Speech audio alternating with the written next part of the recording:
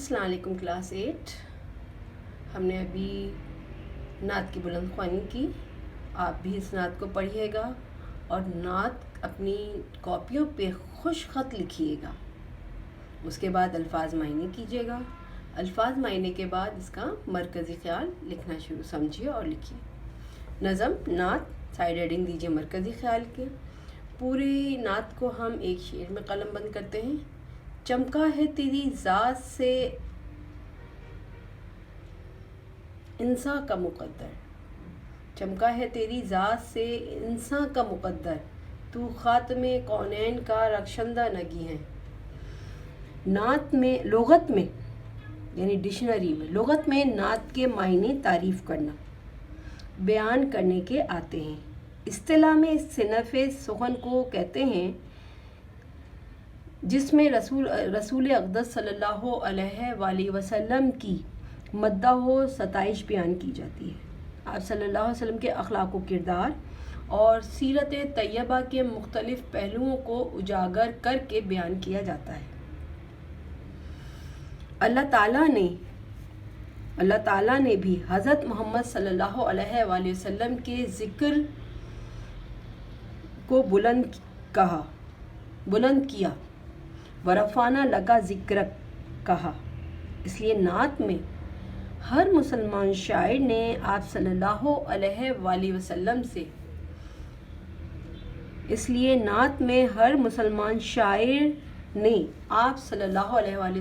अपनी अक़ीदत व मोहब्बत का इजहार किया है।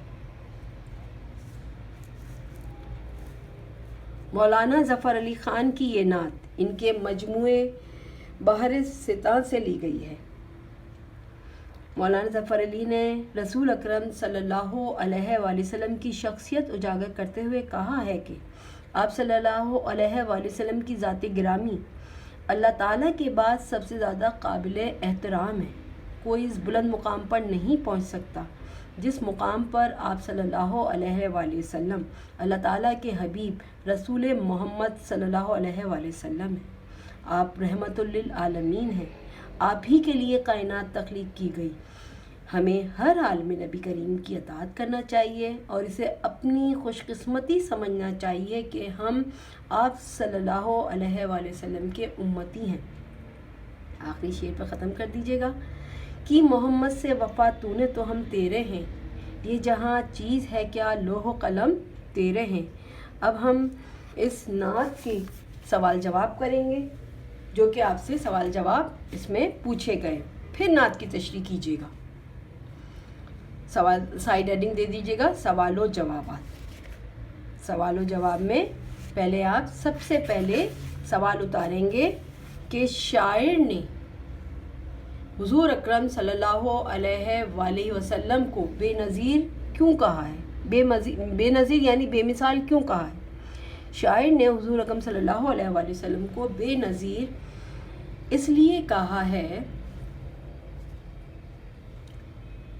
कि अल्लाह ताला ने तमाम अंबिया इकराम सल्लल्लाहु अलैहि वसल्लम की सिफ़ात यकजा करके आप सल्लल्लाहु अलैहि वसल्लम को इस दुनिया में भेजा। आप सल्लल्लाहु अलैहि वसल्लम को रहमतुल लिल आलमीन बनाया। सवाल नंबर 2, जलते हैं जिब्राईल के पर जिस मुकाम पर। शेर को इन्वर्टेड कॉमा में करके लिखिएगा इस मिसरे को। फिर यह सवाल कि ये किस वाक़े की तरफ इशारा है। शायर अपने कलाम में कोई तारीख़ी वाक़या बयान करे वो तलमी कहलाता है। शायर ने शेर में वाक़या मेराज की तरफ इशारा किया है कि ए मोहम्मद सल्लल्लाहु अलैहि वसल्लम, ये मुकाम सिदरतुल मुंतहा है, इससे आगे जाने की इजाज़त नहीं। इस मुकाम से आगे बढ़ गया तो मेरे पर जल जाएंगे। ये हज़रत जिब्राईल अलैहिस्सलाम वाक़या मेराज में आप सल्लल्लाहु अलैहि वसल्लम मुखातिब होकर कह रहे हैं। गायत कहते हैं मकसूद या हदफ को। सवाल नंबर 3 यानी मकसद जमा हो जाता है जब हम कोई मकसूद हासिल कर लें, हमारा मकसद पूरा हो जाए उसे। गायत यानी अल्लाह ताला ने इस कायनात को बनाया और इसका मकसूद आप सल्लल्लाहु अलैहि वसल्लम की ज़ात है। हम उन्हें हासिल करना चाहते हैं। जब हमने ये दुनिया बना ली और दुनिया खल्क किसके तवस्सुत में हुई, नबी करीम सल्लल्लाहु अलैहि वसल्लम के। लिए चाँद सितारे, ये रोशनी, ये चमक दमक, ये तरोताज़गी, ये दिलकशी सिर्फ़ और सिर्फ नबी करीम सल्लल्लाहु अलैहि वसल्लम की बदौलत है। ये मकसद है।